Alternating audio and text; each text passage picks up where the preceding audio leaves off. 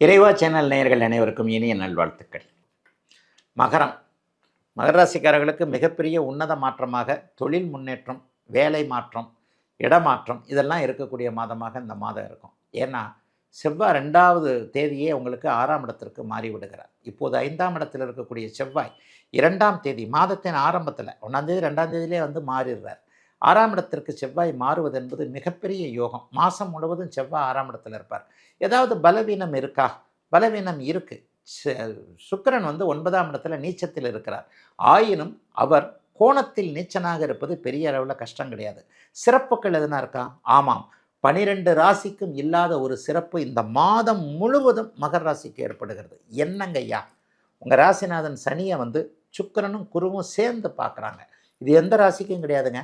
மகர ராசிக்கு இப்போது தனித்தன்மைகள் ஏற்பட்டு கொண்டே இருக்கின்றன.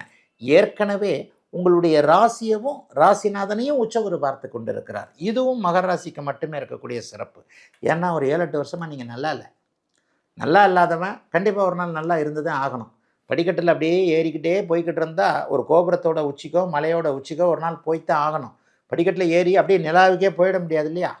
மேலே ஏறிட்டோம், அப்புறம் திருப்பி கீழே இறங்கணும். கஷ்டம் வந்துருச்சு, அப்புறம் திருப்பி அது நல்லது நடந்து தான் ஆகணும். இப்படித்தான் வாழ்க்கை. இந்த வாழ்க்கையின் அடிப்படை அமைப்புகளில் இந்த மாதம் முழுவதும் மிகப்பெரிய அளவில் ராசிநாதனாகிய சனியை குரு சுக்கிரன் 2 பேரும் வலிந்து பார்ப்பதால், வலிமை பெற்று பார்ப்பதால் உற்சாகமாக புத்துணர்ச்சியாக அடப்போயா என்னையா இவ்வளோதானையா செஞ்சிடலையா என்கின்ற மாதிரியாக சில விஷயங்களில் பெரிய அளவில் மாற்றங்கள் இருக்கக்கூடிய தன்மைகள் இப்போது கண்டிப்பாக அத்தனை மகர ராசிக்காரர்களுக்கும் உண்டுங்க. பெரிய பெரிய அமைப்புகளில் பெருச ஒரு விஷயத்தை எடுத்து, ஒரு கான்ட்ராக்டை எடுத்து, ஒரு தொழிலை ஆரம்பித்து, ஒரு வியாபாரத்தை ஆரம்பித்து, ஒரு வேலையில் இது வரைக்கும் சாதித்து காட்ட முடியாத சில விஷயங்களை தனி ஒருவனாக சாதித்து காட்டி ஒரு பெருமைப்படத்தக்க அளவிற்கு ஏதேனும் ஒன்றை சாதிக்கக்கூடிய தன்மைகள் இந்த மாதத்திலிருந்தே அப்படியே மகர ராசிக்காரர்களுக்கு வருது. எதையும் செய்யலாம். சுருக்கமாக சொல்லிவிடுவேன், ஒரு நிமிஷம் எதுவுமே அதிகமாக பேச வேண்டாம். புத்துணர்ச்சியோடு இருப்பீங்க. என்ன கடந்த காலத்தில் நமக்கு சரியாக செய்ய முடியாமல் போச்சு, நம்ம எந்த இடத்துல தப்பு பண்ணோம் அப்படிங்கிறது இந்த இடம் உணர முடியும். குறிப்பாக இன்னொன்று சொல்லிடுறேன், மனக்கட்டுப்பாடு வரும். இந்த மனக்கட்டுப்பாடு தான் பெரிய விஷயம். என்ன பழக்கம், இந்த பழக்கம் இருக்குது, அந்த பழக்கம் இருக்குது, இதை விட்டு தொலைஞ்சாதான் நம்ம முன்னேற முடியும், இதை விட முடியலையே அப்படின்லாம் இருப்பீங்கள்ல. இந்த மாதம் பாருங்கள், ஒரு முடிவெடுத்து உங்களுக்கு தேவையில்லாத சில விஷயங்களை உங்களை விட்டு ஒதுக்கி அதனால் ஒரு முன்னேற்றம் வரக்கூடிய தன்மைகள் மகர ராசிக்காரர்களுக்கு இப்போது உண்டுங்க. கடன் தொல்லைகள் தீரப்போகின்றன. தொழில் முன்னேற்றங்கள் இருப்போகிறது. இந்த மாதமே கடன் அடைச்சிட முடியும்னு சொல்ல மாட்டேனா. ஒரு சிலருக்கு இந்த மாதமே கடனை அடையும். ஒரு சிலருக்கு அப்படி நடக்கும், ஒரு சிலருக்கு மெதுவாக கடன் அடைய ஆரம்பிக்கும். வருமானமும் அதிகமாக உள்ள நல்ல மாதங்க மகர ராசிக்காரர்கள் எல்லோருக்கும் இந்த மாதம். ஐயா, இந்த வருஷம் பிறந்ததுலேருந்தே அப்படி ஒன்றும் பெருசாக சொல்லிக்கிற மாதிரி இல்லை. ஏதோ ஓரளவுக்கு நல்லதாக தான் நடந்திருக்கு. ஆனால் இன்னும் முழுசாக நல்லதுகள் எதுவும் நடக்கலையே. ஜூன் மாதம் 2ஆம் தேதி குரு பயிற்சி வரும்போது கொஞ்சம் நல்ல பலன்கள்னு எல்லா ஜோதிடர்களுமே சொன்னாங்க. ஆனால் கண்ணுக்கு எட்டிய தூரம் வரை ஒளி என்பதை காணவே இல்லையே, பணம் என்பதை காணவே இல்லையே, வாழ்க்கை சுகமாக இல்லையே. இப்படிப்பட்டவங்க ஒரு பக்கம். ஆனால் எவ்வளவோ கஷ்டப்பட்டேன், இப்போ கொஞ்சம் பரவாயில்ல அப்படின்றவங்க ஒரு பக்கம். இன்னும் சில பேரை பார்த்திங்கன்னா, போன வருஷம்தாங்க நல்லா இருந்தேன், உண்மையை சொல்லப்போனால் ஒரு 4 காசை கண்ணில் பார்க்க முடிஞ்சது, அல்லது வேலை நல்லா இருந்தது, தொழில் நல்லா இருந்தது, குடும்பம் நல்லா இருந்தது, இந்த வருஷம் என்னமோ அப்படி ஆயிடுச்சு இப்படி ஆயிடுச்சு. இந்த மாதிரியாக மனிதர்கள் பலதரப்பட்ட விதங்களில் சுகங்களையும் சோகங்களையும் அனுபவிக்கிறார்கள். சிலர் சேர்த்தே அனுபவிக்கிறார்கள். ஆக ஜூலை மாதத்திற்கு அடுத்து இந்த ஆகஸ்ட் மாதம் ஏதாவது ஒரு நல்ல பலன்களை தருமா? நான் அடிக்கடி சொல்லுவேன், இந்த வருடாந்திர கிரகங்கள்னு சொல்லப்படக்கூடிய குரு, சனி, ராகு, கேது, இந்த 4 கிரகங்கள் வருட பலன்கள் எப்படி இருக்கும் அப்படிங்கிறத ஒரு ஜோதிடத்தின் மூலமாக தீர்மானிக்கிறோம். குரு இந்த தடவை உச்சமாக இருக்கிறாரு, சனி உச்சகுருவின் பார்வையில் இருக்கிறாரு. ராகு கேதுக்கள் இன்னும் ஒரு டிசம்பர் மாதம் முதல் வாரம் வரைக்கும் மாறவே மாட்டாங்க. இந்த ஆகஸ்ட் மாதம் குரு பயிற்சியோ சனி பயிற்சியோ ராகு கேது பயிற்சியோ கிடையவே கிடையாது. ஆனால் மாத கிரகங்கள் அப்படிங்கிறது தான் இதை தீர்மானிக்குது. மாத கிரகங்களில் மிக முக்கியமானது சூரியன்.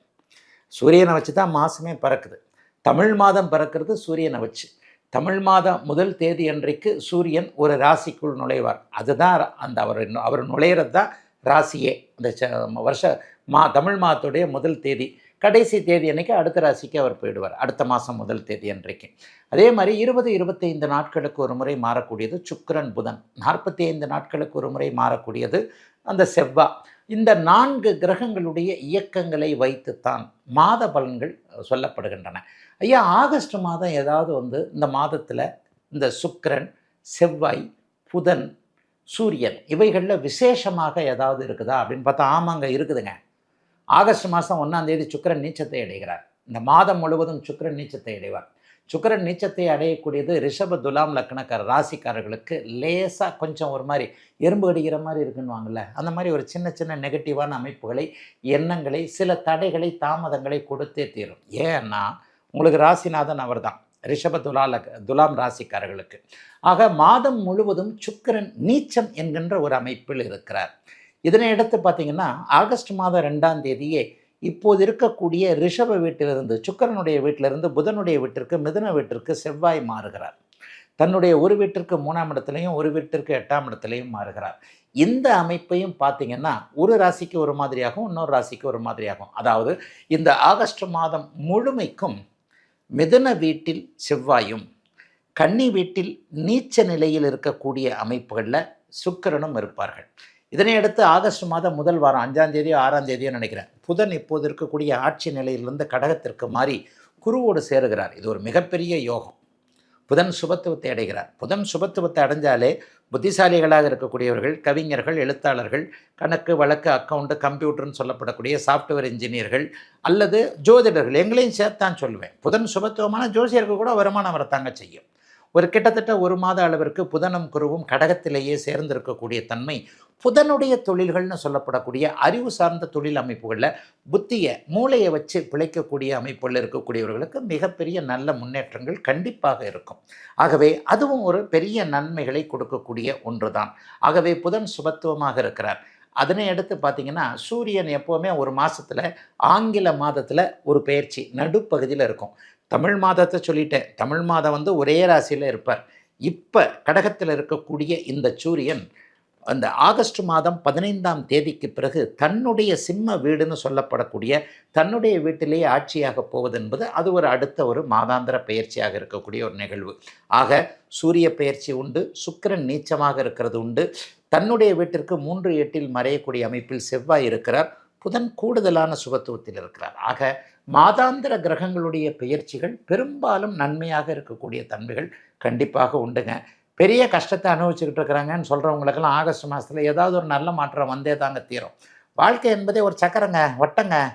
வட்டத்தில் பார்த்தீங்கன்னா மேலே இருக்கிறது கீழே வரும், கீழே இருக்கிறது மேலே போகும். கஷ்டப்படுறவங்க ஒரு நாள் நல்லா இருப்பாங்க, நல்லா இருக்கிறவங்களுக்கு ஒரு சின்ன சின்ன தடைகள் வரும், மறுபடியும் அவங்க நல்லா இருப்பாங்கன்ற மாதிரி வாழ்க்கை ஒரு வட்டம் என்பதாகத்தான் இந்த மாத பலன்களை நம்ம புரிஞ்சிக்க முடியும். ஆகவே ஆகஸ்ட் மாதம் பெரும்பாலான ஒரு நல்ல அமைப்புகள் 12 ராசிக்காரர்களில் சோதனைகளை அனுபவித்து கொண்டிருப்பவர்களுக்கு சின்ன சின்ன நல்ல மாற்றங்களை கொடுத்தே தீரும் என்பதுதான் உண்மை.